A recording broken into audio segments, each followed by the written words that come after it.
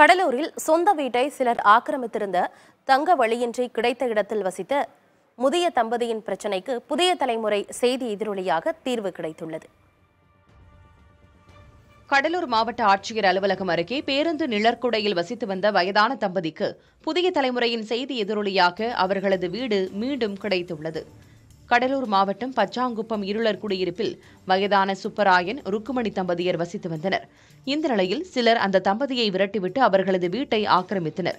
இது தொடர்பாக முதுநகர் காவல் நிலையத்தில் புகார் அளித்தும் நடவடிக்கை எடுக்கப்படவில்லை என்று கூறப்படுகிறது. இதனால் தம்பதியர் கடலூர் மாவட்ட ஆட்சியர் அலுவலகம் எதிரே உள்ள பேருந்து நிறுத்த நிழற்குடையில் வசிக்க தொடங்கினர்.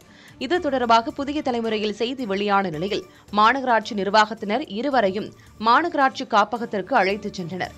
இதனிடையே அவர்களது வீட்டை ஆக்கிரமித்திருந்தவர்கள் வீட்டின் சாவியை முதுநகர் காவல் நிலையத்தில் ஒப்படைத்துள்ளனர்.